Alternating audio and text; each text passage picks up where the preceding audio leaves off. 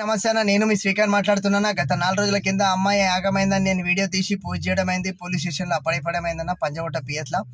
చాలా మంది చాలా జాగాల వీడియో పోస్ట్ చేయడం అయిందన్న. మీ అందరికీ నా పాదాభివందనాలు అన్న. ఎంతో మందికి వీడియో షేర్ చేసినందుకు నా పాదాభివందనాలు.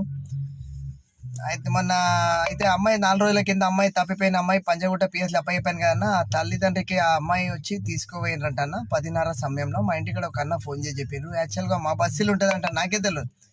చాలా మంది మీ అందరు ఆశీస్సులతో కూడా ఆ తల్లిదండ్రికి అమ్మాయి చేర్చిండ్రు. పోలీసు వాళ్ళకు కూడా నా వందనాలన్న. పొద్దున్న సంధి రాత్రి దాకా అమ్మాయిని పిఎస్లో పెట్టుకుంటారు, మంచిగా చూసుకుంటారు. వాళ్ళ అమ్మ నాయనకి అప్పయిపోయినరు. సార్ మీకు కూడా నా వందనాలు. నేను కూడా ఒక క్యాబ్ డ్రైవర్ అండి. ఎంతోమంది అన్నలు మీరు వీడియో చేసిండ్రు. నేను వీడియో తీసినందుకు మీరు ఎంతోమందికి వీడియో పోస్ట్ చేయడం అయింది. మళ్ళొకసారి కూడా నా వందనాలన్న. గత ముందు కూడా మనం ఇట్లా సాయం చేసుకుంటూ పోవాలన్నా. ఆ తల్లిదండ్రికి మనం సాయం చేసిన వాళ్ళు అవుతామన్నా. 2 చేలు కలిసిన ఏదైనా